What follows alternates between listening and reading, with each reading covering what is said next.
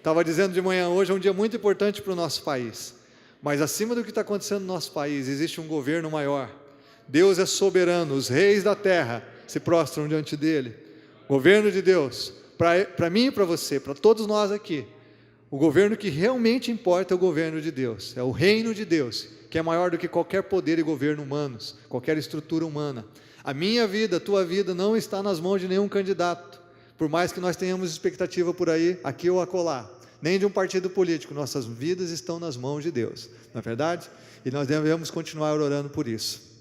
Bom, eu quero falar com você sobre o tema "É preciso ver e ouvir", porque provavelmente você já teve em algum momento que você usou a expressão seguinte: puxa, eu vi, mas não enxerguei. Você já ouviu alguém falando assim? Você já disse isso para alguém? Puxa, eu vi, mas não enxerguei. Isso às vezes acontece com a gente. Provavelmente você já teve a ocasião de você ir num lugar público e você ver uma pessoa, mas não enxergar a pessoa. E aí, de repente, alguns dias depois, ela encontra você e fala: puxa, fiquei um pouquinho chateado com você. Mas o que foi? Puxa, passei por você no lugar tal, você nem me viu, nem me cumprimentou, me desprezou. Mas como assim? Mas quando foi isso? Eu nem me lembro. Não, foi em tal lugar, tal horário. Você fala: puxa, é verdade, eu passei lá. Mas rapaz, eu não te vi. Não, você me viu sim. E aí? Você me viu? Não, mas às vezes a gente vê, a gente não enxerga. Não é? Isso acontece, às vezes a gente está pregando aqui à frente e a gente está vendo vocês, e tem gente que a gente grava, mas já aconteceu comigo. No outro domingo eu falava: irmão, por que você não veio na igreja domingo passado? Não te vi. Pastor, eu estava em tal lugar sentado, né? Agora o pior aconteceu comigo 2 semanas atrás. A Juliana é secretária aqui do nosso seminário, trabalha com a gente, e eu, cheguei uma segunda de manhã e falei: ô Ju, o que aconteceu? Aconteceu o quê, pastor? Poxa, eu não te vi no culto ontem. Como não, pastor? Eu estava cantando no louvor. Falei: puxa vida, então eu estou feio mesmo, irmãos. Que a gente vê não enxerga. Agora, o fato mais inusitado que aconteceu foi agora lá em casa, ontem. Finalmente, 1 mês, a gente tinha perdido o controle da TV, irmãos. 1 mês.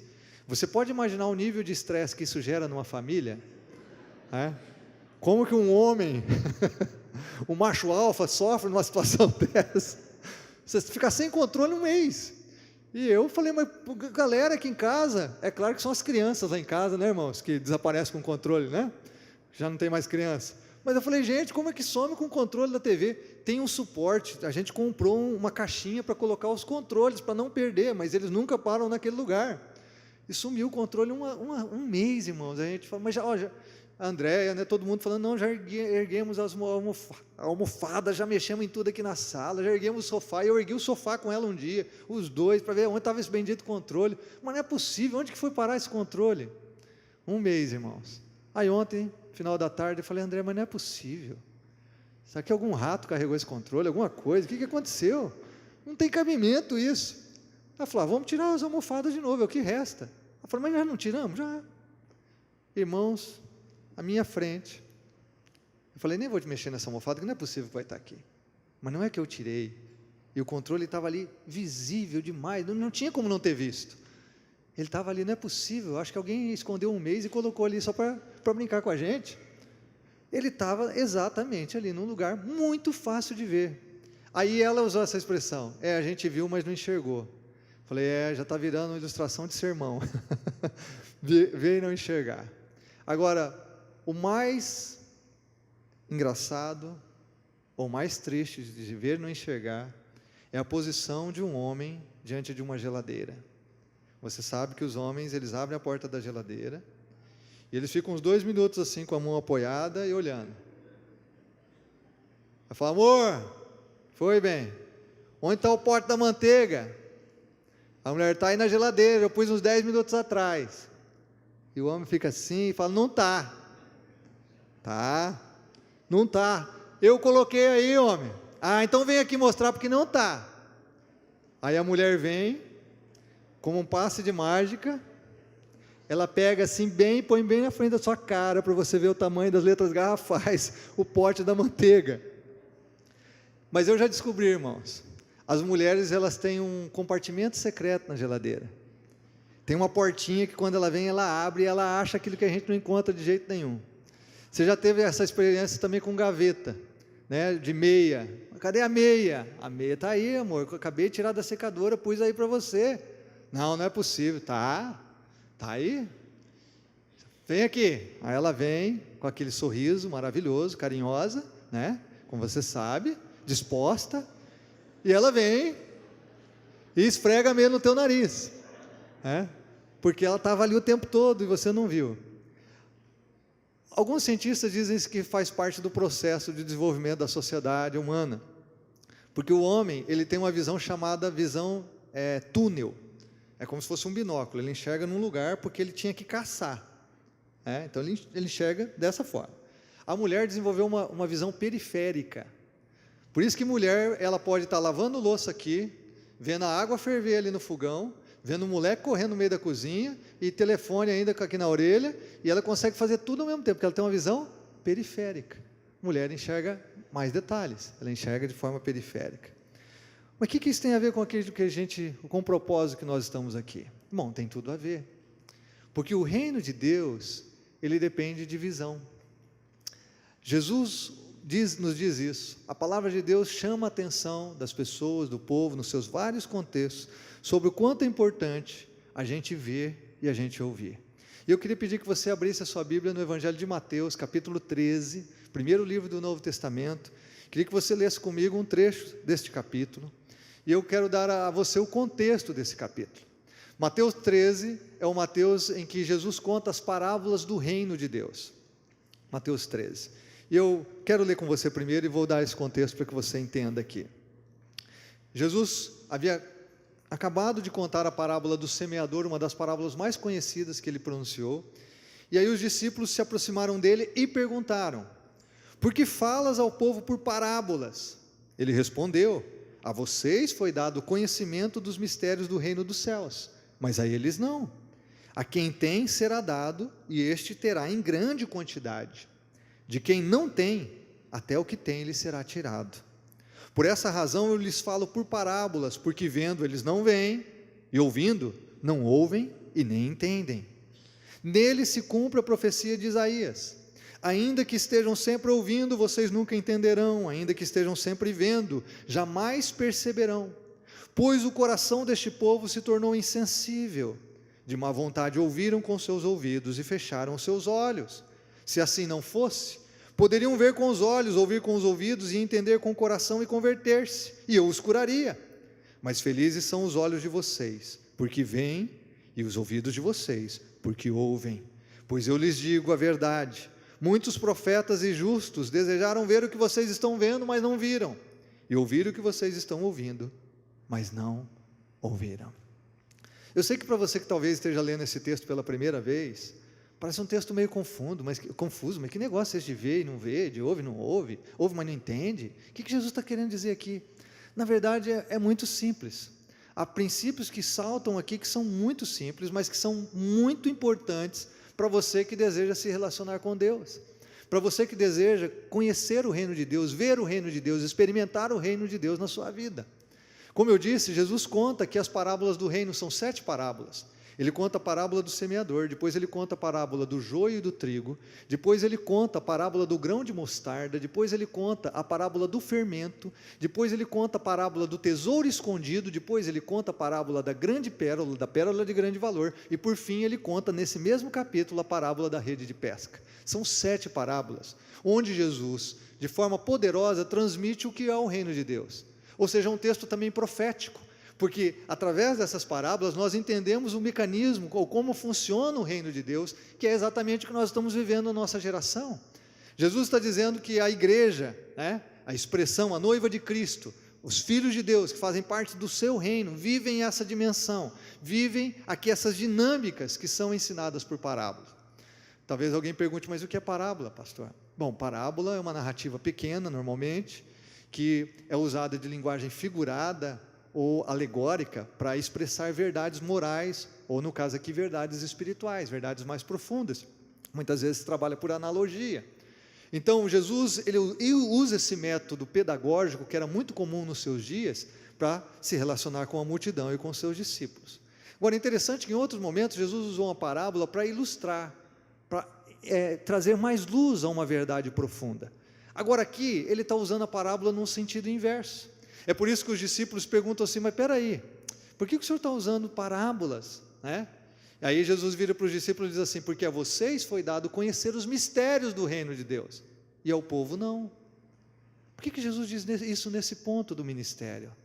Deus não quer que todas as pessoas sejam salvas. O apóstolo Paulo afirmou isso em 1 Timóteo 2,4, Deus quer que todas as pessoas sejam salvas e cheguem ao pleno conhecimento da verdade. Então, por que é que Jesus está guardando aquilo que é mistério do reino de Deus aos seus discípulos? Por que ele está falando de forma em que as pessoas vão ouvir o que ele está falando, mas não vão entender, se ele quer salvar todas as pessoas?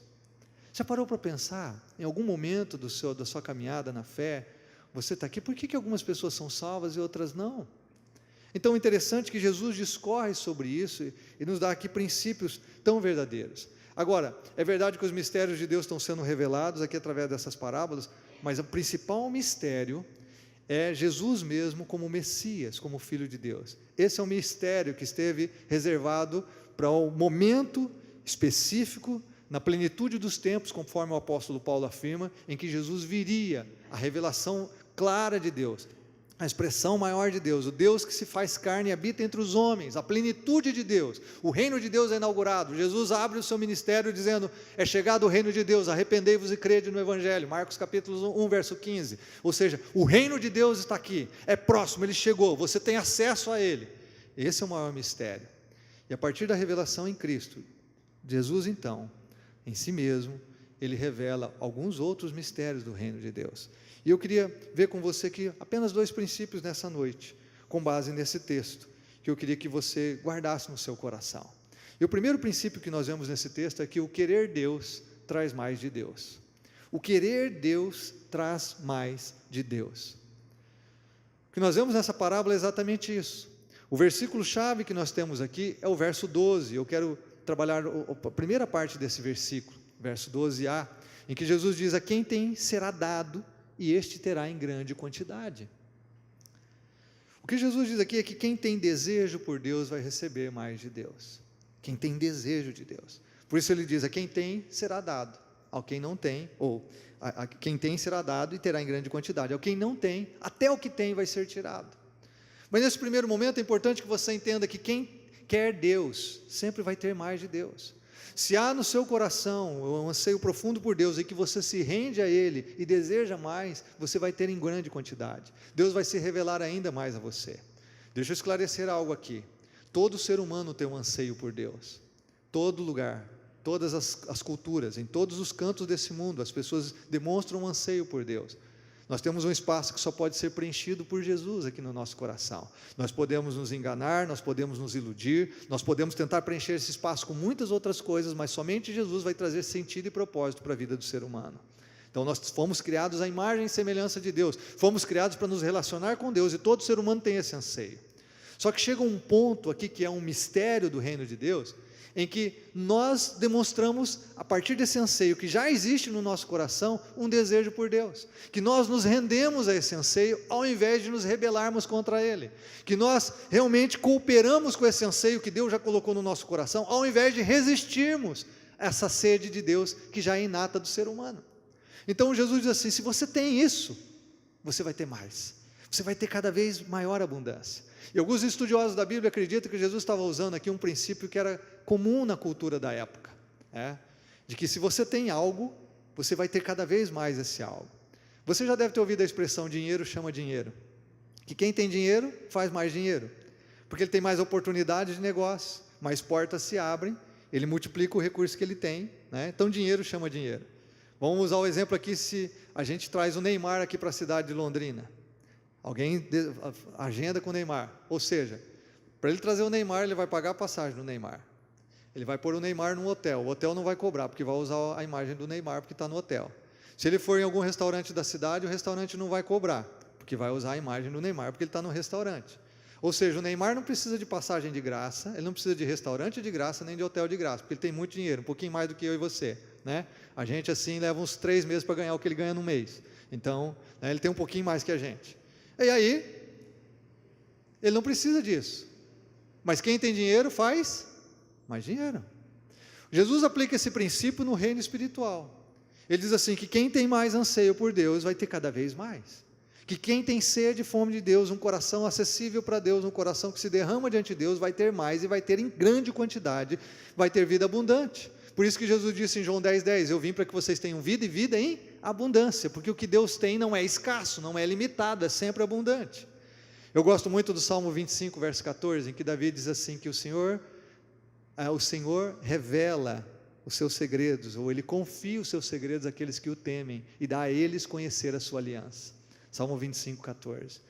O Senhor revela, confia os seus segredos aos que o temem, e dá a eles o privilégio de conhecer a sua aliança.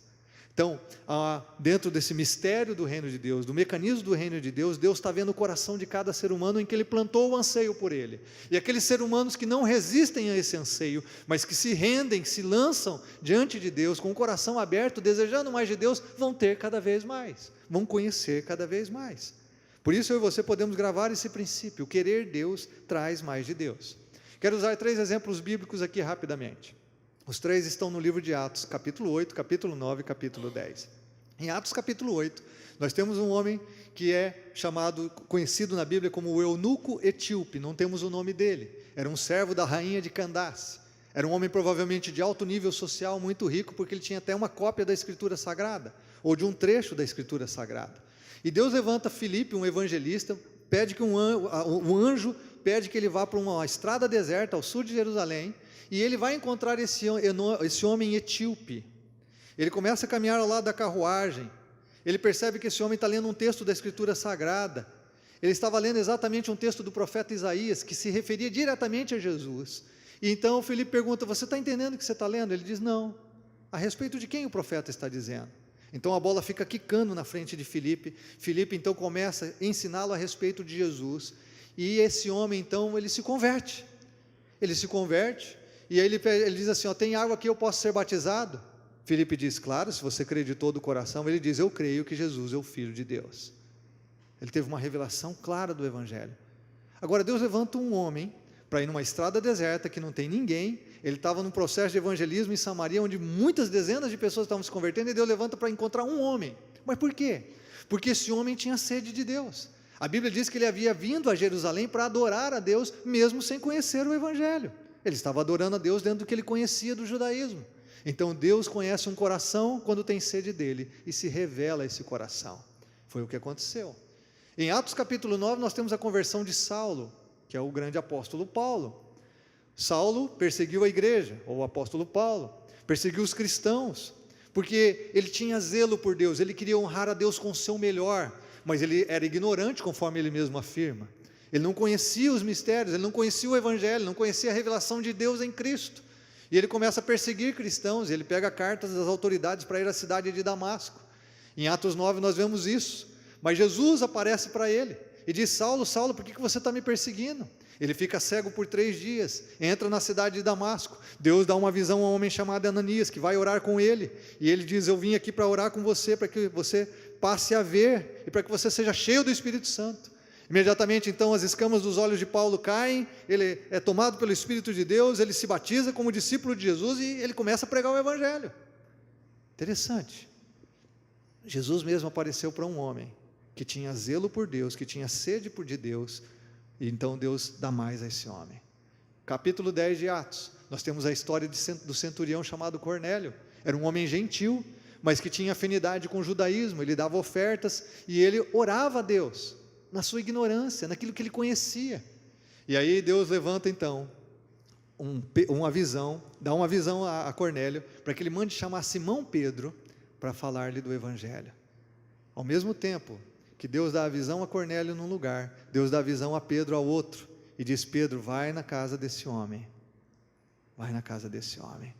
Pedro resiste porque ele era gentil, e de acordo com a lei de Moisés, um judeu nunca poderia entrar na casa de um gentil, mas através da visão de Deus, ele é convencido disso, ele vai, quando ele começa a pregar o Evangelho, o Espírito Santo se derrama sobre Cornélio e toda a sua casa, e todos recebem Cristo e são batizados.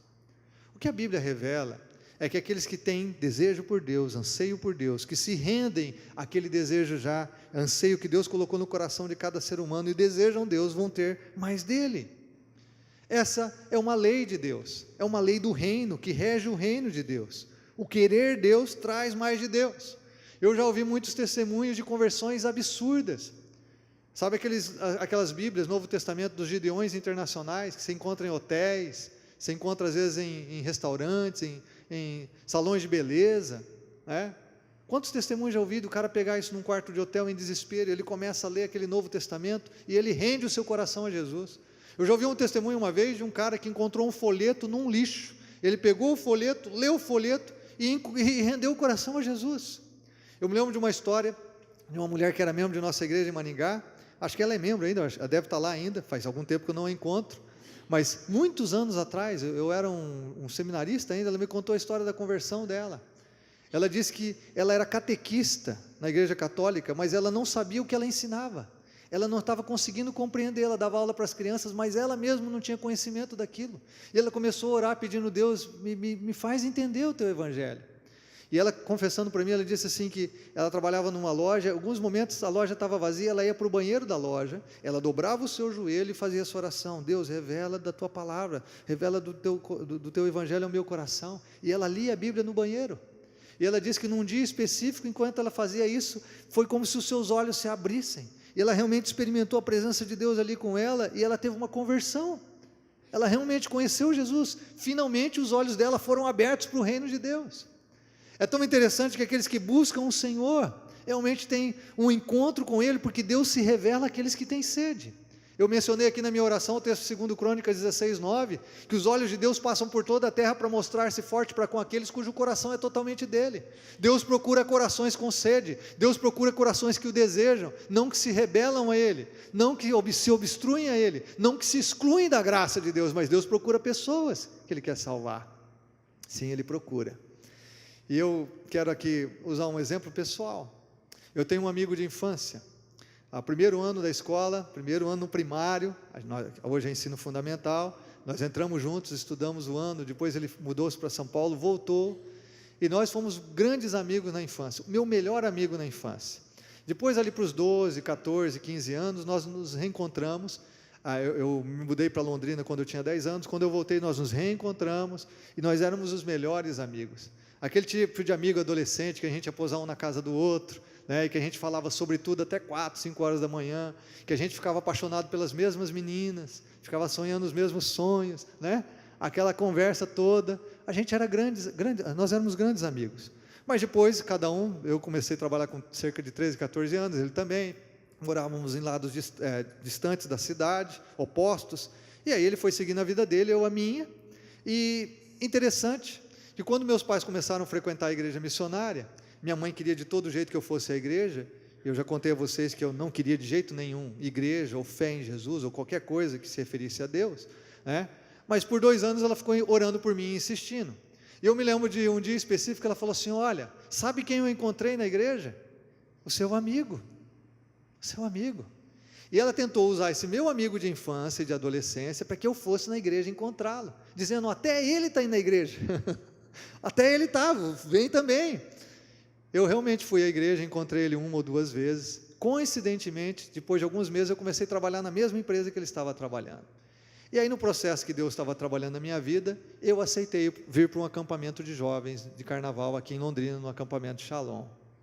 Ele já tinha um tempo na igreja, ele já tinha vindo em outros acampamentos, e é interessante então que eu vim com a galera toda no ônibus, mas ele não, ele tinha uma DT 180, alguns aqui vão lembrar da DT 180, ele tinha uma DT 180, com mais 2 ou 3 amigos, ele veio de moto, para sair da igreja, deu aquela acelerada legal, né? Fez aquele, para as meninas, todas as meninas olhando da janela do ônibus, o cara com a sua DT 180, aí chegou aqui no acampamento, deu umas empinadas e tal.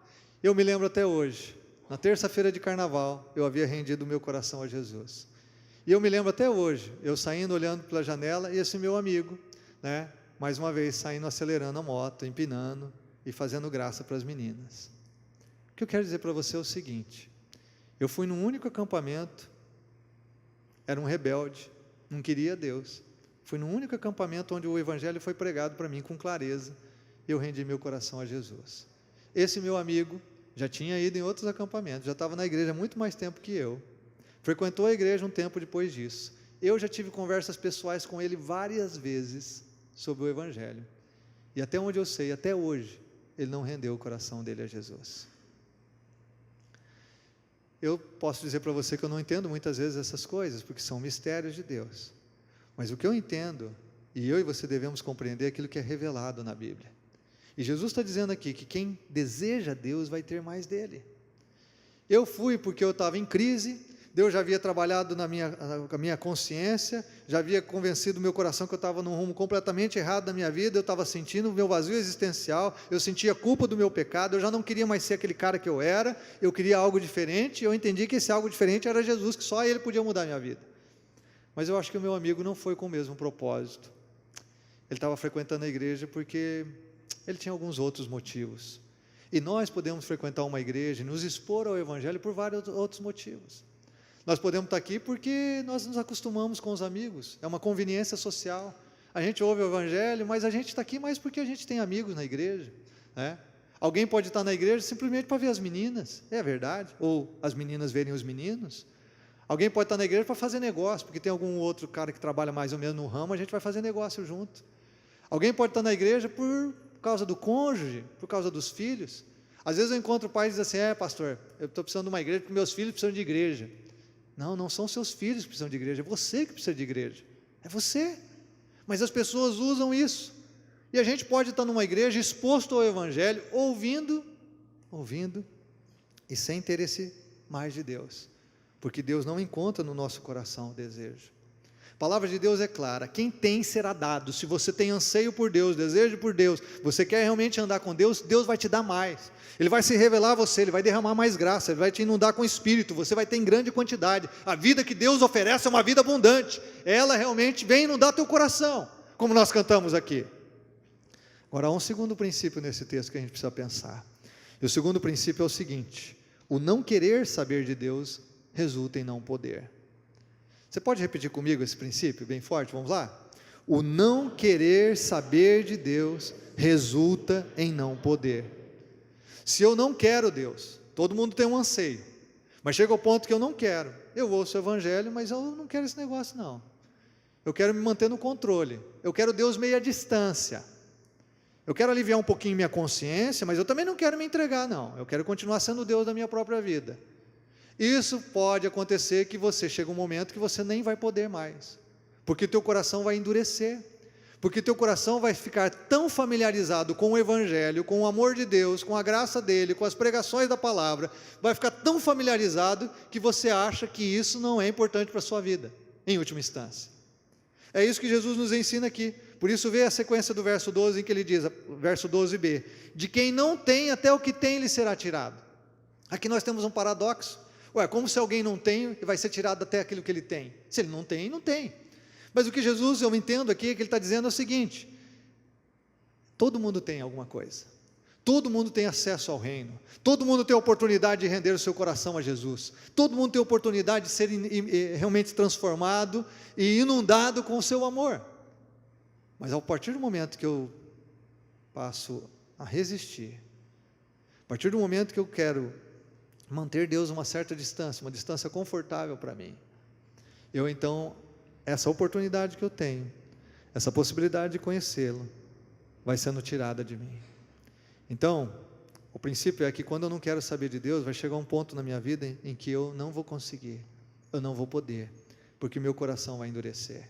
Eu poderia citar inúmeros textos bíblicos aqui para você, inúmeros, de como Deus diz assim, quando você ouvir a voz de Deus no seu coração, não endureça o seu coração, como lá no deserto. Como Deus diz em Isaías, buscai o Senhor enquanto se pode achar, invocar enquanto Ele está perto, porque há momentos que você não vai conseguir encontrar Deus. Então esse princípio que rege o reino de Deus é muito claro no que Jesus está estabelecendo aqui, muito claro.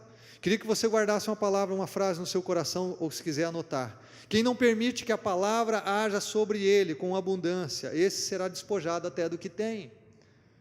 Se ao você ser revelado do Evangelho, você ser tocado por Deus, você ser exposto à luz da graça de Deus, à palavra de Deus, se você resiste a isso, se você não se abre, Não permite que a palavra inunde o seu coração. Como eu disse, você mantém as rédeas nas mãos, você mantém o controle nas suas mãos, você quer ficar numa posição segura em relação a Deus. Se você não mergulha, você não se rende, você não toma uma posição definitiva por Jesus, você não entrega o seu coração, o que acontece é que você vai ser até despojado da oportunidade que você tem. É aí que eu quero voltar quero voltar ao texto, nos versos 14 e 15, porque Jesus menciona um texto do profeta Isaías, Isaías capítulo 6, versos 9 e 10. Isaías foi um profeta, um dos mais usados por Deus, mais messiânico da Bíblia, mas o seu ministério foi infrutífero, a nação de Israel não se converteu, como também o profeta Jeremias, o profeta Ezequiel, profetas tremendamente usados por Deus, mas cujo o povo não ouvia. Isaías usou esse texto e Jesus o traz aqui de novo. Jesus diz assim, que no coração do povo estava se cumprindo a palavra de Isaías: ainda que estejam sempre ouvindo, vocês nunca entenderão, ainda que estejam sempre vendo, jamais perceberão. Agora preste atenção no texto aqui, por favor. Você conhece gente que está sempre ouvindo, mas nunca entende? Você conhece gente que está sempre vendo, mas nunca enxerga? Você já usou essa expressão? Entra por um ouvido e sai pelo outro? Como eu disse, tem gente que ouve o Evangelho há anos, 50 anos, e nunca rende o coração a Jesus. Tem gente que já foi em mais de 10, 15 acampamentos, está parecendo escoteiro, mas nunca rende o coração a Jesus. Ele está sempre vendo, mas nunca enxerga, não enxerga o óbvio, não enxerga um palmo à frente do seu nariz. Tem gente, está sempre exposto à graça, mas nunca deixa a graça inundar o seu coração. Jesus usa a palavra do profeta Isaías, porque seja na geração de Isaías, seja na geração de Jesus, estava se cumprindo essa palavra, e Jesus diz que no reino dele isso iria acontecer, porque ela também está se cumprindo hoje aqui. Alguns de nós estamos aqui ouvindo, mas sem entender. Estamos aqui vendo, mas não estamos enxergando um palmo à frente do nosso nariz. E daí você diz assim: puxa, então por que Deus faz isso? O problema não está em Deus. Observe que o texto responde essa questão. Olha o que o texto segue dizendo. Por que Deus age assim? Por que Ele vai falar por parábolas? Por que Ele vai falar e as pessoas não vão entender? Por quê? Pois o coração deste povo se tornou insensível. De má vontade ouviram com seus ouvidos e fecharam seus olhos. Se assim não fosse, poderiam ver com os olhos, ouvir com os ouvidos, entender com o coração, converter-se, e eu os curaria. Deus diz assim: se esse povo me ouvisse com sensibilidade, eu ia salvá-los, eu ia curá-los.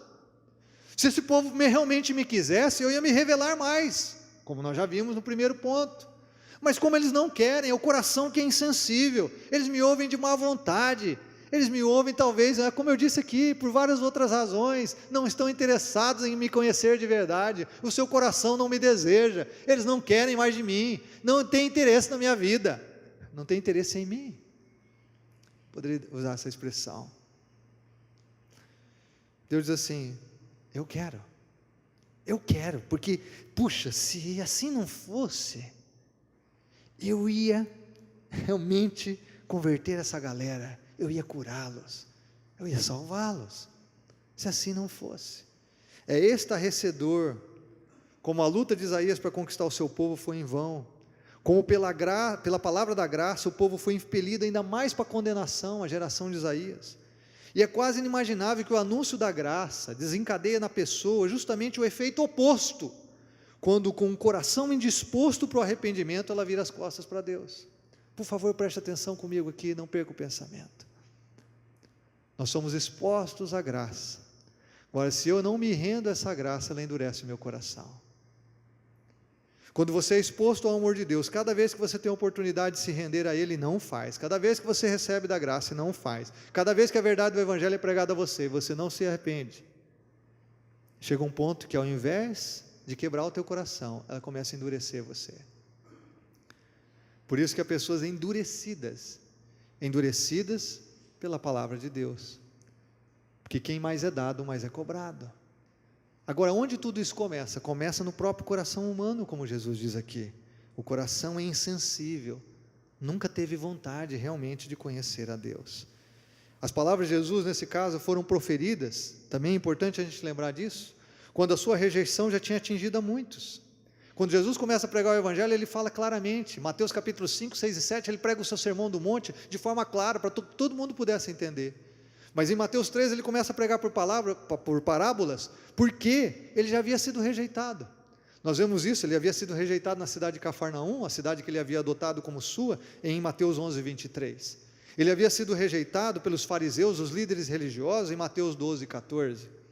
Então, como produto da rejeição desse povo, da insensibilidade, da falta de rendição à sua palavra e à sua revelação, ele começa então a contar parábolas, para que essa galera então ouça, mas não entenda, veja, mas não enxergue. É um paradoxo. No próprio capítulo 13 de Mateus, se você observar o verso 57 e 58, na sua própria cidade onde ele cresceu, Nazaré, ele é rejeitado. Se eu e você formos olhar a Bíblia com atenção, nós vamos ver que depois de 3 anos de ministério, Jesus ensinando a sua palavra, fazendo os milagres que fez, tratando as pessoas com amor e graça, na verdade ele tinha apenas 120 pessoas reunidas para esperar a promessa do Espírito Santo, lá no cenáculo, em Atos capítulo 1. E Paulo diz em 1 Coríntios capítulo 15, verso 6, que ele apareceu para cerca de 500 discípulos, após a sua ressurreição. Muito provável que de todo o ministério de Jesus, não tenha sobrado mais do que cerca de 500 discípulos.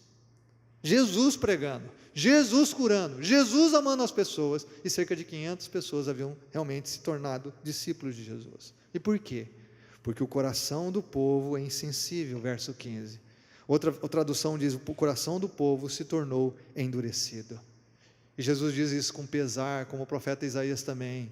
Se assim não fosse, eles poderiam ver. Se assim não fosse, eles poderiam ouvir e entender. Eles poderiam ser salvos se assim não fosse. Mas não é o que ocorre quando há um coração resoluto. Por isso o princípio aqui é o não querer saber de Deus resulta em não poder. De quem não tem, até o que tem vai ser tirado. Até a oportunidade da conversão, da transformação vai ser tirada. E vou dar um último exemplo bíblico aqui, que é o exemplo do faraó do Egito. Muitos de nós já ouvimos a expressão, porque ela está na Bíblia várias vezes, que Deus endureceu o coração de Faraó. Muitos de nós já ouvimos isso. Mas eu queria que você pensasse comigo, por que isso aconteceu? Eu coloquei num único slide para facilitar você, para ler. Em Êxodo capítulo 7, Deus manda Arão e Moisés se apresentar perante Faraó, a vara se transforma em uma serpente, a serpente de Moisés e Arão come todas as outras dos feiticeiros, dos magos do Egito. Eles haviam copiado o milagre de Deus, mas o que acontece aqui, é o que a Bíblia diz, Faraó, o que ele fez? O faraó se endureceu, e ele não quis dar ouvidos a Moisés e Arão. Faraó endureceu o seu coração, ele viu o milagre, ele ouviu a voz de Deus por Moisés, o profeta, sacerdote de Deus, mas ele não se converteu, ele não se rendeu. Capítulo 7, verso 22, Moisés chega diante do rio Nilo e transforma o rio Nilo em sangue. Você imagina isso, um milagre, um rio se transformar em sangue. Os feiticeiros do Egito copiam de novo o milagre numa porção de água. Lembra, feiticeiro, ele só vai copiar, ele não pode criar. Segundo, feiticeiro só aumenta o problema, só se tornou mais água em sangue, ele não resolve o problema, tá certo? Agora, Deus revela aqui mais uma vez, e a Bíblia diz em Êxodo 7:22, que o coração do faraó se endureceu, e ele não deu ouvidos. Ou seja, Faraó foi exposto à graça de Deus, à revelação de Deus, à mão de Deus, ao poder de Deus, ao milagre de Deus, mas ele endureceu o seu coração, ele não quis, ele se fechou. Aí observe então, que a partir de Êxodo capítulo 9, nós vamos ter várias vezes a seguinte expressão: o Senhor endureceu o coração de Faraó. Só para mencionar 2 desses textos, Êxodo 9, 12, Êxodo 10, 20, o Senhor endureceu. Peraí, mas foi Deus que endureceu o coração de Faraó? Não, o que a Bíblia diz é que Faraó endureceu o seu próprio coração, e que como Deus continuou a revelar o seu poder e a sua glória, cada vez que Deus fazia um novo milagre, nas 10 pragas do Egito, o coração de Faraó endurecia mais. Como é que Deus endureceu o coração de Faraó? Revelando ainda mais do seu poder, revelando ainda mais da sua glória. O mesmo mecanismo do reino acontece hoje, irmãos e amigos. Deus vai se revelando a você, e você se endurece, e você se endurece. Chega um ponto que cada nova revelação de Deus só torna teu coração mais endurecido, ao invés de convertido. O reino de Deus é assim. Jesus havia contado a parábola do semeador. ele fala de 4 tipos de solo. Ele fala do solo à beira do caminho, a semente cai, Satanás vem e rouba a palavra do coração. Ele fala da semente que cai num solo pedregoso. De imediato parece que ela se converte, que a pessoa se rende a Jesus, mas ele não tem raiz, e vem uma prova, uma tribulação por causa da fé, ele já abandona a fé. O outro tipo de solo é um solo em que a semente cai entre espinhos. Recebe a palavra, mas aí ele busca o mundo, ele está preocupado com o dinheiro, ele está preocupado com o seu emprego, ele está preocupado com as coisas desse mundo, ele não está preocupado com o reino. Então ele diz que as coisas do mundo sufocam a palavra no coração. E aí vem o 4º tipo de solo, que é o solo fértil. A palavra cai e frutifica, de fruto 30 por 1, 60 por 1, 100 por 1. Se nós tomarmos por base a parábola do semeador, 25% das pessoas realmente se converteram a Jesus. 25% das pessoas se tornaram discípulos e renderam seu coração e deram frutos. Deus quer que todos sejam salvos e cheguem ao pleno conhecimento da verdade. Só que Deus nos deu a capacidade de nos rendermos ao seu amor ou endurecermos o nosso coração. Por isso, se hoje você ouvir a voz do Senhor, não endureça o seu coração como o povo fez no caminho do deserto. É interessante eu abrir um paralelo aqui, um espaço aqui para dizer que milagre não gera fé salvadora. Tem gente que diz assim: pastor, olha, se Deus curasse meu filho, eu iria crer em Jesus. Não, se Deus realmente me desse um novo emprego, eu ia crer em Jesus. Se Deus fizesse isso, aquilo, eu ia crer. Não, você não ia crer. Milagre não gera fé salvadora. O povo de Israel foi um povo que viu milagres absurdos, e era um povo rebelde e duro de coração, na peregrinação no deserto. Faraó viu mais milagres do que qualquer um de nós aqui, absurdos os milagres que Faraó viu, mas ele não foi salvo, ele endureceu o coração. Milagres não geram fé salvadora, não necessariamente. Se você não tem desejo por Deus, não é um milagre que vai resolver isso. Faraó poderia ter sido um homem nobre e glorioso, através do qual Deus teria revelado a sua glória a toda a nação do Egito, mas ele endureceu o seu coração. Quero deixar mais uma frase para você. A desobediência moral resulta em incapacidade moral. Os deveres que os homens se recusam voluntariamente a cumprir, finalmente tornam-se para eles moralmente impossíveis. Se você, quando é tocado por Deus, recebe a revelação do Evangelho, a graça de Deus está exposta a você, e você não está pronto a render o seu coração, a obedecer a sua voz, a ser um homem, uma mulher de bem, a realmente servir a Deus, servir na sua geração, se você não está pronto a isso, vai chegar um tempo que você não vai conseguir isso, porque você não vai desejar isso mesmo, porque o teu coração se tornou um coração de pedra, porque ele foi endurecido. E o paradoxo e a tristeza é o seguinte: é que ele foi endurecido exatamente por receber mais da graça de Deus. Chega um ponto que quanto mais Deus se revela, mais você resiste, mais você endurece. E Deus, ele vai continuar sendo Deus. É você que vai perder a oportunidade de se tornar filho e filha de Deus. O texto termina verso 16, slide 17 aí para mim, por favor. Jesus diz assim: mas felizes, bem-aventurados são os olhos de vocês, porque veem, e os ouvidos de vocês, porque ouvem. Essa expressão bem-aventurado significa que é alguém plenamente feliz e realizado. Ela está 55 vezes no Novo Testamento. Significa alguém que tem vida plena, que está se realizando como pessoa, como filho e filha de Deus. É feliz quem tem os olhos abertos, é feliz quem ouve e realmente entende, é feliz aquele que vê e enxerga o reino de Deus, que experimenta o amor de Deus, a presença de Deus, que se rende ao Senhor de todo o coração, porque quem deseja Deus vai ter sempre mais dele, porque a quem tem, mais vai ser dado e vai ter em grande quantidade. E Deus te chama nessa noite a abrir o seu coração, a ser abençoado, porque você enxerga o que Deus oferece na sua graça, a você ser abençoado, bem-aventurado, porque você enxerga além da maioria das pessoas, a ser bem-aventurado, porque você enxerga além dessa vida, porque a sua visão é eterna, você se preocupa com o destino da sua alma, a ser bem-aventurado, porque você desfruta de plena salvação em Jesus Cristo, plena salvação em Jesus. No capítulo 13, verso 9, Jesus diz assim: aquele que tem ouvidos para ouvir, ouça, ouça. Eu gosto muito de um texto de Isaías, que diz, capítulo 50, verso 5, ele diz: o Senhor Deus me abriu os ouvidos, e eu não fui rebelde, não me retirei para trás. Hoje a palavra de Deus está sendo pregada, a graça de Deus está disponível a todos nós. Deus mais uma vez está chamando você a andar com Ele, mais uma vez. E eu espero que você tenha a postura do profeta Isaías. Eu espero que você não feche os seus ouvidos, não feche os seus olhos e não endureça o seu coração.